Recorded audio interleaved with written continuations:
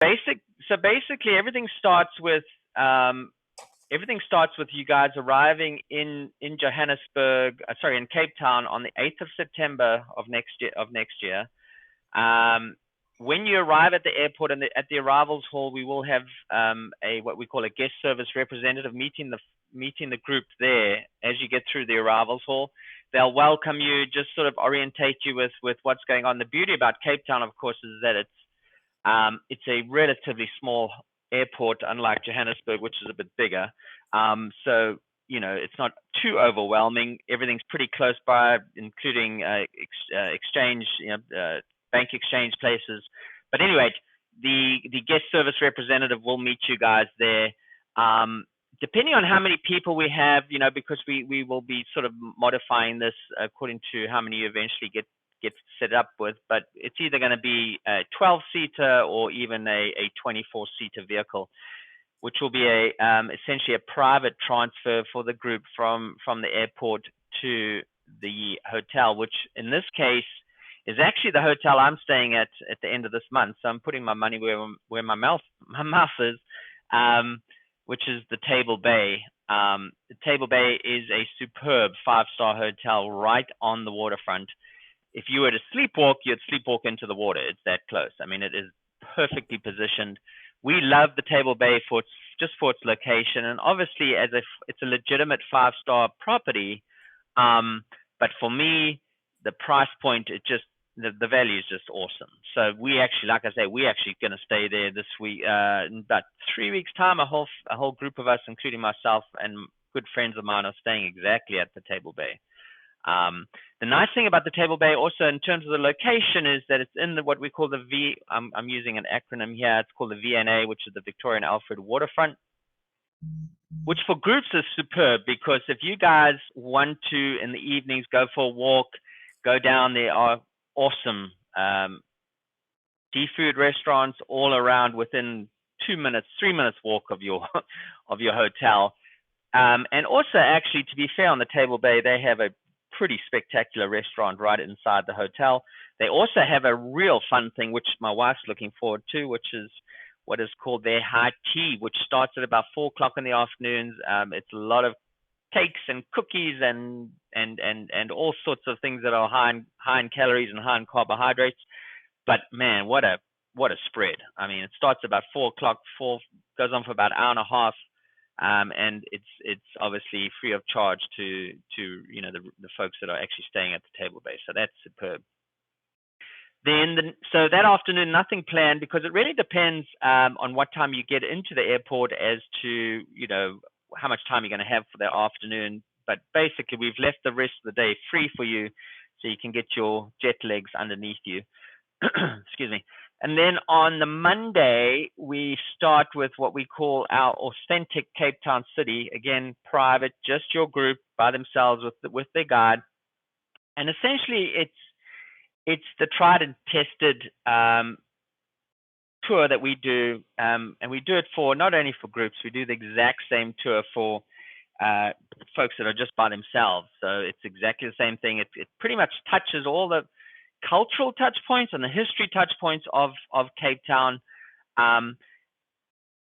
including what we have also added here is the Table Mountain tickets. Now, the Table Mountain tickets, of course, everyone knows about Table Mountain. The tickets just give you access to the mountain. The guide may or may not go up the mountain with you. It doesn't really matter. Sometimes they do, sometimes they don't. It doesn't really matter. You don't really need a guide. But the fun thing about the cable car is that when you're going up the cable car, it's actually, the new cable car was put in about, I want to say 10, 12 years ago, something like that. But anyway, it rotates as it's going up the hill. As it's going up the mountain. So it gives you a 360-degree view of everything as you're going up from Kirstenbosch on the left-hand side to the Green Point, Sea Point area on the other side out to, and you can actually see the Atlantic Ocean and the Indian Ocean just as you climbing up the cable car. Sometimes the cable car goes up, sometimes Table Mountain can be a bit windy, and it can also have what they call the tablecloth, which is really a foggy covering over it.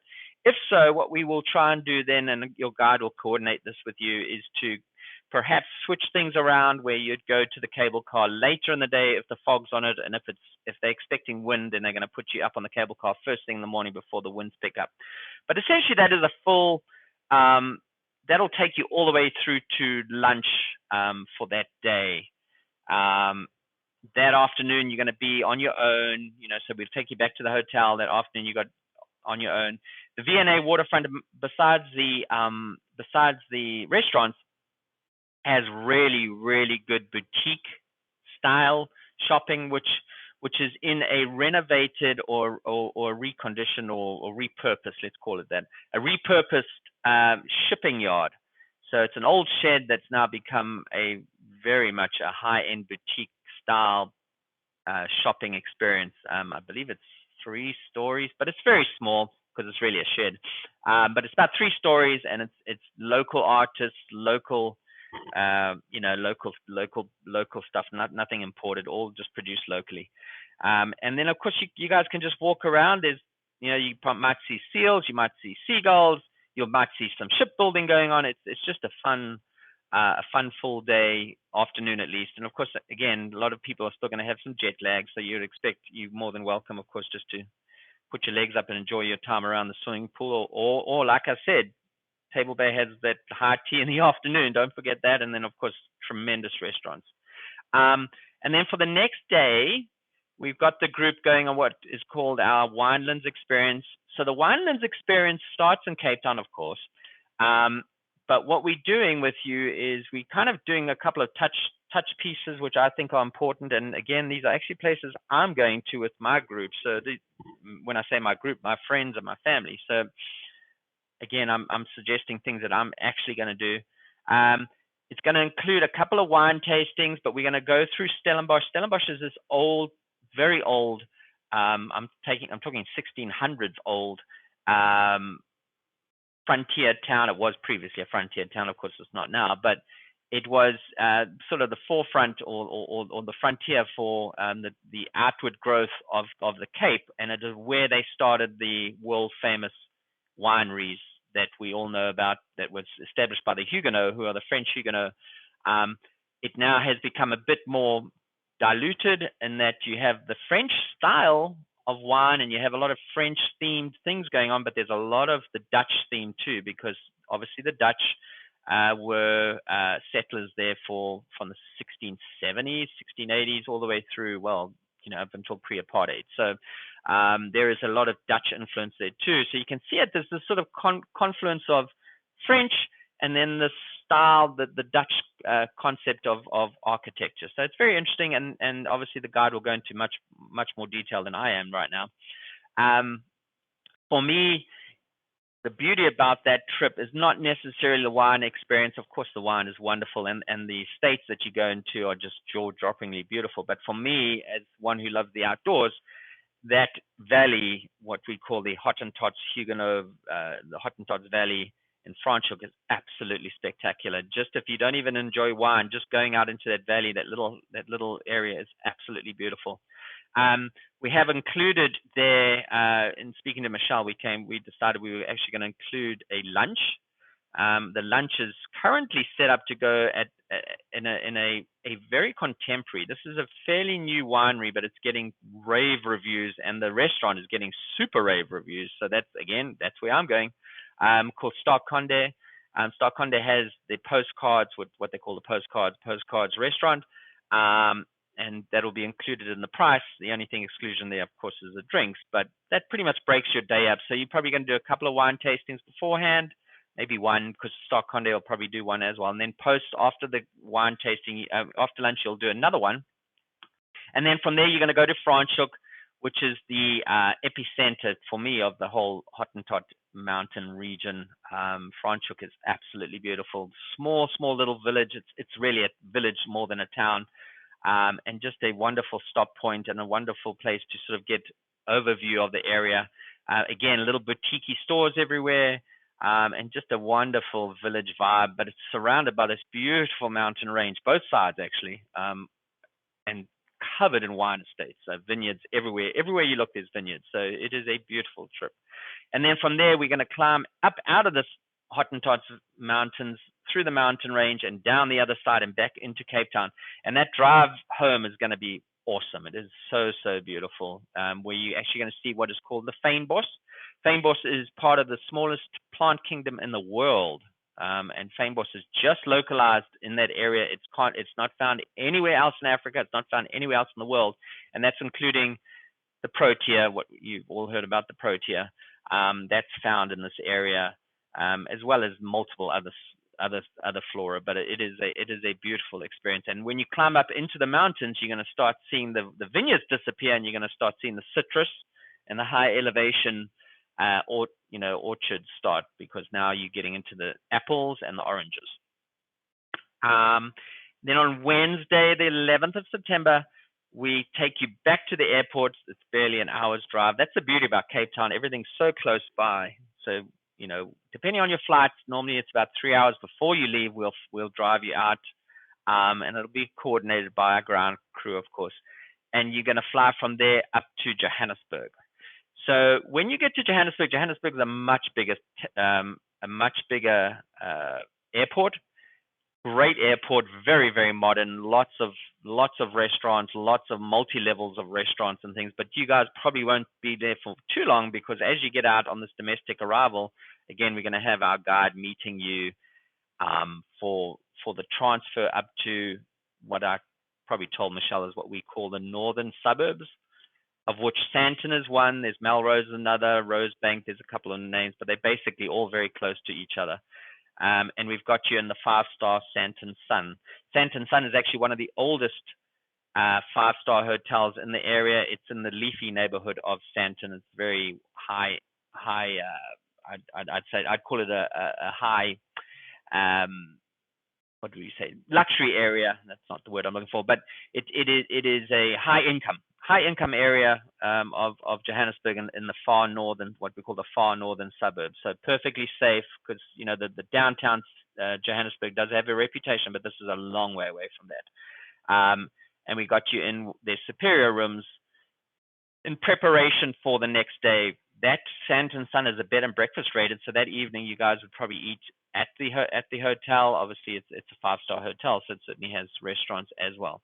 And then the next day, which is the 12th, you're going to get met at the hotel again, and you're going to do what we call is the private half-day Soweto tour, which includes, of course, Soweto, which is the acronym for the Southwestern Townships, SOWETO, Southwestern Townships, and it is home to about over 2 million South Africans who were previously disenfranchised and partitioned off from the rest of South Africa. Well, this sort of thing was obviously prevalent throughout South Africa, but Soweto is a massive township.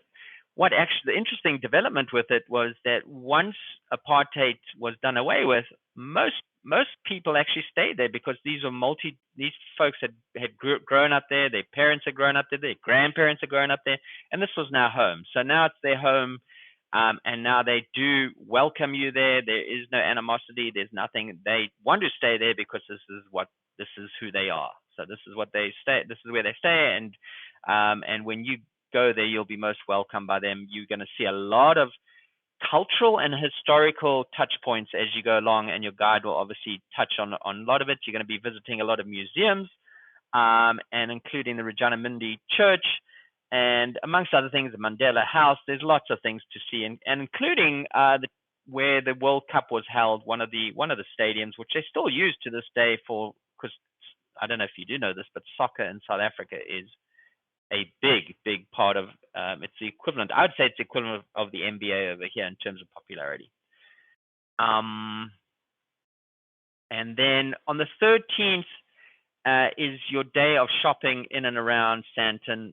Obviously, there's a lot of very nice luxury shopping malls, and just a good day to sort of get an experience of what we call the Highveld, which is this area of Johannesburg. Lots of places to shop, lots of places to do things, perfectly safe. It's like I say, this is the leafy neighborhoods of the north, so it's perfectly fine for you to spend the day on. Then the next day, we bring you back down to Johannesburg Airport. Normally, that flight out to what we call the Safari region normally is at about 11 o'clock, somewhere around there. So you will probably leave your hotel somewhere around nine. Well, no, probably about 8 o'clock. You'll leave your hotel to come back down to the airport for the short. It's a relatively short flight. It's certainly less than 2 hours. Out to what we call Hoedspruit. So Hoedspruit is one of 3 airports that services the Greater Kruger Park, which is our very well known internationally well known safari region. And there are 3 airports. We are going to fly you guys up into what is the northern airport, which is called Hoedspruit. So Hoedspruit, therefore, once you get out, it's a small little airport, very, very cute, impossible to get lost. When you get off your airplane, there will be a guide to meet you there, with probably a little signboard that'll either say our name or say Michelle's name, but some sort of form of identity, just so you guys know who it is. And he will put you onto a minibus for the short drive. It's about 45 minutes from there to what is called the Korongwe Private Game Reserve. So Korongwe is private. The only folks who have access to this area are you and those that have booked in there. There is no public access, and that's important to understand because there's this very confusing, people get very confused about this because there's the Kruger National Park, which is public, and then there's this Greater Kruger Park, which includes these private parks on the western area, of which Korongwe is one. So when you guys go in there, you're the only folks that are there outside of obviously other people that are booked in for the lodges. But this is very private, very exclusive. And when you go on game drives, the only other vehicles you're going to see on the game drives are vehicles from those lodges that are there. So there's no one else there, which gives you a much more sort of wild feeling to things, very untrampled feeling to things. In other words, when you see animals, you're not going to be inundated by other vehicles. It might well just be you guys by yourselves. If there's normally the vehicles will take somewhere between maybe 8 people, maybe less, 6 to 8, somewhere around there. So they'll probably, let's say there's 16 of you, they'll probably do 2 vehicles. And they'll probably try and keep in touch with each other because, in my experience, and I am actually a registered game guide with South Africa. That's how I met my wife. I used to guide at a lodge very close to Korongwe, actually. When you have people in a group, you want to kind of keep everyone together because if you see something very valuable sighting wise, then you want the other folks to see it as well. So you kind of hang out together. And what's fun about that is that when you have your sundowner drinks, which everybody does, or you have your morning coffee, which everybody does, then you get the vehicles together, and it's a fun, it's really a fun camaraderie, a feeling of sort of spiritual connection with yourselves and the other vehicles. So it's a fun thing to do. The lodge that you at Shaduli is very, very nice, beautiful, beautiful lodge, and it is, again, somewhat exclusive in the experience. So when you're there, it just feels like you're in another. This is unlike anything you would have ever experienced if you have never been to Africa. I mean, this is just absolutely high-end luxury, super exclusive, and the guides that are with you will stay with you for the trip whilst you are at Shaduli. So you like I say, you develop a good friendship.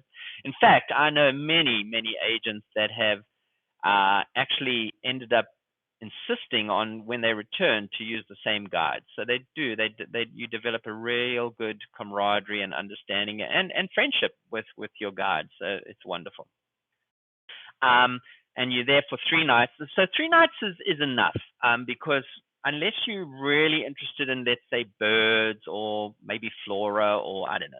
But in generalities, in my experience, 3 days is going to get you 6 game drives because on your arrival night, you're going to do 1 game drive, then you do 2, yeah. And then the last day you'll do another game drive. So that gives you 6 game drives, which, you're going to see a lot in 6 game drives. And if any of you wanted to go for a walk, they would absolutely offer that as a group, or even if maybe just a couple of you want to go for a walk, no problem. They will absolutely take you for a walk. The walk will be done with a armed guard. He's not going to endanger anybody, and he's certainly not going to put you into danger. But they are armed because that's what they do. Because you are in Big 5 territory. This is lions, leopards, elephants, rhino, buffalo, you name it, they're there. So one has to be aware of this. the beauty about being on a game drive, of course, is when you're in a vehicle, the animals don't care at all. It's really strange to experience, but the animals really don't care. They'll do whatever they were going to do, whether you were there or not there. So that's great. And then I think the final day ends with just the transfer back to Korongwe. Typically, the last morning will look something like you're going to go for your game drive, come back, have your breakfast, or vice versa. They might put you on the breakfast first. But the point being is that on the last day, you will do a game drive, take you back to the airport. And normally the flights out of the airport are midday because it's that same airplane that you came in on, turned around, and then he's going to go back again. So, 1 o'clock, somewhere around there, you're probably going to get back to Johannesburg about 2:30, 3 o'clock. And then most of the evening flights leave that, the first ones are leaving at 4:30. The last one's probably leaving about 10:30. So it really depends which flights you do, as to, how much time you're going to be at the airport. Like I said, there's lots of restaurants at the airport. But if you leave really, really late, then, obviously Michelle and I can obviously make a plan and maybe get a day room or something, because there are some hotels right in the airport. So if you're doing, I don't know, midnight flights or 10:30 flight, maybe you want to look at doing that, but that's entirely up to you. And that's basically it. If anybody has any questions or something that wants me to tell more about, we can talk about it. Okay. Thank you, Rowan, for giving us a day-by-day detail on this synopsis. So getting back to the flight, all that Yes. will be coordinated by you all, by the vendor, right? It doesn't have to be. I mean, obviously we can help you with that. Some agents like to do their own flights. Some agents want us to do the flights. It really doesn't matter. It's entirely up to you. What we do, Michelle, is we do what is called gateway flights. So I can't recall where you are from, but basically we can assist with the overwater parts, and of course we can definitely assist with the flights in South Africa, right? Anything that needs to be done in South Africa, we definitely we would like to help you on that, because we have a better understanding of the intricacies of the flights in South Africa. Okay. All right. Mm-hmm. Um, yeah. So I thought all that was being coordinated, especially the in-state flight. So when Mm-hmm. I inquired about the flight information, and you were giving me an estimate around 2,300 Mm-hmm. per person, that Mm-hmm. also included the in-country flights as well. Yes, exactly. You Okay. got it. So that's a guideline. Obviously, we won't know now. It's a long. Typically, it's more. You have to be, I don't know, about 300 to 320 days before departure, as to to secure your flights. But yes, that whatever I gave you would be a guideline based on this on current flight costings. Yeah.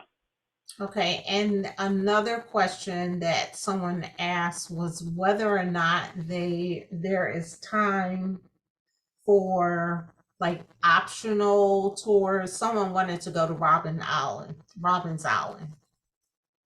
Mm-hmm. Yes, there is. So on the day we have that half day, that's a good idea, Michelle. And if you want everyone to do it, that's maybe not a bad idea, right? So because that day where you have the half day, what we call the half day, and I said you could come back to the hotel for the afternoon. That is the day that if you wanted to go to Robben Island, you'd go that afternoon, because the ferry leaves right outside Table Bay Hotel. So right outside your hotel. What it does, just to be clear, what we're selling, or what we're offering is the tickets for the Robben Island ferry. When you get to Robben Island, if you were to get the tickets with us, in actual fact, the guiding that is done is actually done by a lot of the time actually former prisoners of the island. So my point being, it's not our guide doesn't get involved. You basically have the tickets. They'll show you where to get on, but basically once you're on the ferry, you just go across, and they will take you from there when you get off the ferry. Right. Thank you. Does Yeah. anyone else have any questions? I have a question. This is concerning the conversion of your money. So what do you recommend? I think the last time I was there, I mean, I kept running to with the pharmacy to exchange money. So what do you recommend as far as, you know, exchanging your currency? That's a great question. So I will tell you that actually on this itinerary, Michael, you actually have no reason necessarily to exchange anything if you really wanted to. I'm not saying you should, but given that where we are traveling here, everywhere you're going here will accept credit cards. Now, but to answer your question, yes, when I would definitely, I always advise clients, do not exchange your money before you leave the United States, because you're going to get a horrible exchange rate. But when you get to Cape Town on your arrival, the guards, what we call our travel services representatives, they know that you're going to want exchange, so they'll probably point you in the right direction. And if you've been to Cape Town, there's about 3 or 4 little banks there that you can exchange. As to how much, it really depends. Obviously, the guards' gratuities would be paid with cash, right? That can't be put on a credit card. So, but again, outside of that, you can pretty much put everything on a credit card. So it's really a question of the guards. Most of the guarding, and Michelle and I can work this out as we get closer in. But what we find works best with groups, and it's entirely up to you, but what we find works best with groups is if somebody just holds the pot of money for the gratuities and just gives the guards the gratuity at the end of whatever the services that you're doing, versus everyone just piecemealing in money. I would typically suggest that somebody holds the purse on that and just hands out the gratuity. As to how much, you're a big group, so I would imagine anywhere between $5 and $10 per person per day is plenty, because you're such a big group, you'd fill up vehicles. So you certainly don't have to do more than that. With what we call FRT, in other words, folks that are just going on their own, then that's typically $10. But with groups, you really don't even have to do that, because you're just filling up a whole car for them. So that would be a lot of money for them.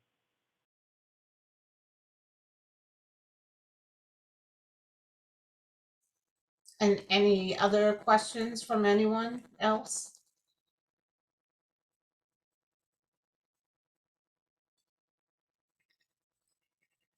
Okay. All right. Well, if we don't have any other questions from anyone, what we'll do, Rowan, like I said, if we can get the revised itinerary Yeah. with the correct dates and everything, I can send that Yep. to everyone. Okay. Yeah, I think so. They'll look good. Okay. All right. Well, thank you everyone for your time. And thank you, Rowan. Actually, let me tell them one quick thing, because we always get asked this question. Vaccinations, inoculations, and medicine. Luckily, South Africa has actually done away with all sorts of things of late. COVID requirements are now that you don't have to prove it at all. That only changed about 3 months ago, 3-4 months ago. So you don't need any proof of COVID vaccinations in South Africa. The area that you're traveling to, Michelle, is what I would call marginal malaria, right? And especially at the time you're going, which is really at the end of winter, it's even, to me, even more marginal, meaning there's a low probability, right? However, we always suggest there is a probability. So maybe if you want to just have a conversation with your travel physician as to whether you should get prophylaxis for 2 weeks prior to travel, for the malaria. In terms of anything else, I know I always get asked about tetanuses and choleras and things like that. The thing with tetanus is you should get a tetanus shot anyway, no matter where you go. I mean, that's just standard thing. But things like cholera, it's nothing. That's not an issue for South Africa. In terms of the passports, just make sure that your passports have at least South Africa is strict about this. So just make sure your passports have at least 6 months left on them when you get there. And also that there's at least 2 blank pages left on the passport when you enter. South Africa is just weird about that. Yeah, I think that's about it. I mean, I'm sure there's going to be questions as we go down the road, but yeah, that's about it. So you also encourage bottled water, right? Yes, but yes, we do. But I will tell you that they discourage plastic, right, Michael? So if you're going to bring something, and they do encourage you to bring your own, obviously every place is going to have their own purified waters. They're not. South Africa is really shying away, as is most of Africa, from plastics. So if you're going to do it, great idea, and everyone encourages it, but just bring your own. Bring your own plastic. Bring your own, flask. And then you just carry it with you to use. And also, you will need some like conversion for your electronic devices. Yes. Yep. So let's talk about that quickly. Wi-Fi is available everywhere on the itinerary. In the safari area, most of the safari places, actually most safari places don't have Wi-Fi everywhere. Most of them do communal area Wi-Fi, meaning they don't have it in the rooms, but it'll be, in the lounges, lounges, dining rooms, things like that. On the question of the connectivity, yes, we do encourage everyone to take a international adapter. Don't freak out though if you get there and you don't have one. You can always buy one, and you can certainly always borrow one from the hotels. Obviously, the lodges will have a limited amount as well. In terms of the washing, now I'm thinking about it. Washing, Southern Suns, of course, they do washing. It'll be at an additional charge. Korongwe will even do it. It'll certainly be at an additional charge. But since you're there for 3 nights, it's plenty of time for them to get the washing back to you. So that really helps you a lot. So you don't have to carry an enormous amount of clothes, because you can get things washed everywhere on an itinerary like this. That's easy. So what about what's that, bug spray, or what's that? Yeah. SB sun. Yep. That's a good question. Yes, we definitely suggest you take bug spray, especially because a lot of folks have allergies or allergic reactions to some of the bug sprays that they do sell in South Africa. So yeah, that's a good point, that one. Take your own bug spray, mosquitoes. In terms of sunscreen, you got to wear a hat anyway, but yes, you could certainly take sunscreen. And we will of course send a what to pack suggestion list, because everyone asks the same question, so we have it pretty down to a fine art on that. But yes, typically we encourage folks to do what is called layering of their clothes, because it gets really cold. I mean, it sounds like you've done this before, but it gets really cold in the mornings and it gets really cold in the evenings. And those vehicles when you're on the game drives, they don't have windshields. And if they do have windshields, that's probably all they have. So you end up having this situation where the wind actually gets really, really chilly.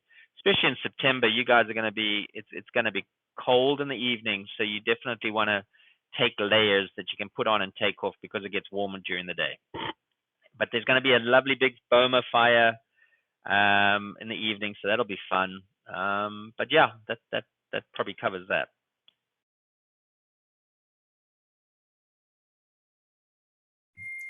So I have a question. I had heard something about taking charcoal for when you're eating. I think it's like either charcoal tablets or something like that. I've never heard of that. Okay. Yeah. The only thing I do hear about, Dalia, is some folks do have, and my wife actually does, has, when it comes to water, and it doesn't matter where she is in the world, but sometimes she does have issues with the water, the local water, just because you're not used to it. So, that does sometimes happen for folks that do have sensitive stomachs, and that's nothing about South Africa. It's just more about your flora being used to the certain water and certain bugs in your water, and there's different bugs in their water. So sometimes that does happen, but certainly never happened to me, for example, but I'm sure it could happen to somebody. We do typically, actually, on that question, when we get really close to you guys leaving, we do actually ask you through Michelle will obviously we'll coordinate this, but we do ask you to tell us two things. Number one is there any eating requirements? In other words, is there somebody that has allergies or allergic reactions to, let's say, I don't know, nuts? And then we have, are you any vegetarians? Things like that. Because the lodges, especially, obviously the hotels don't really mind because they have so much choices, but the lodges do get very, they're catering for you, so they want to know in advance what they should be or shouldn't be supplying you. And then also things, and the fun part too is they will want to know are there any anniversaries or birthdays being celebrated, because they want to celebrate those with you as well.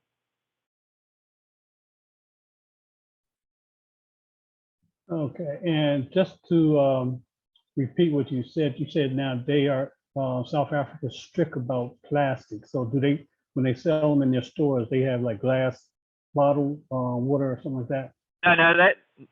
No, they'll sell plastic, but it's getting, especially in the game reserves, they won't sell plastic. But yes, Cape Town, of course, you can buy it anywhere. Johannesburg, you can buy it anywhere. Yep, but not in the game parks.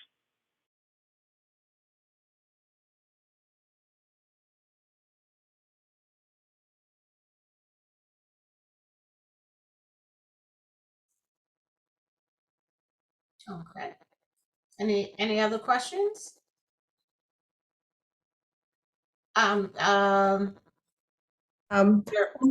safari, so you said that we're in a car, or is it, and it's open? So how close do the animals get to the car, or how is that working?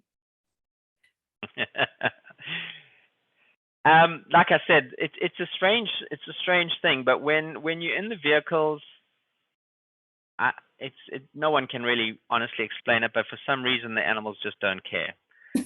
Obviously, if you feel unsafe, or not unsafe, but if you feel in a situation that you'd rather not be in, you just tell the guy and he'll back off. Believe me, they've seen enough. They don't have to do anything that you don't want to do. But you'll start realizing over time that really these animals really don't care. I mean, I've had the most bizarre stories to tell you. I could tell you till 10 o'clock tonight all the stories that we have with these vehicles.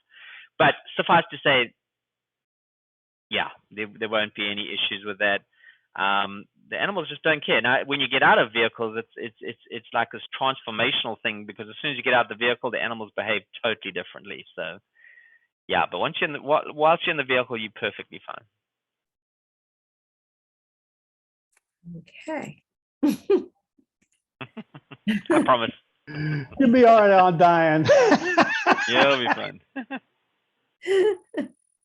So, okay, well, I was concerned about when Michael was talking about the water and bringing your own water. So, so you can buy water there, the purified water there, but you have to put it in a separate container. Yes. If you're traveling. Exactly. Okay.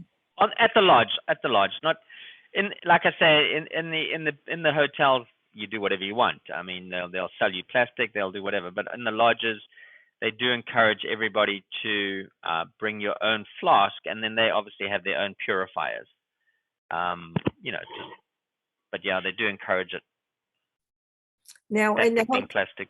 So are the meals, do they have American meals, or are they just all the African food? All American. All American. No. African food in the pure concept of that is something that would be a special occasion thing. No, I mean, the stuff you'll see is seeing it everywhere. Probably even down to the hamburgers. Certainly down to KFC. They actually opened a KFC. It's really funny because I live in Richmond, Virginia, and I don't know how it is with KFC where you are, but where I live, KFC is not very popular. But man, the KFC down there by the V&A waterfront is extremely popular. So it's still something of a specialty over there, or something uniquely different for them. But I would strongly encourage you guys. I mean, I don't know if you're into your seafood, but man, seafood on that in Cape Town is wonderfully affordable and wonderfully fresh.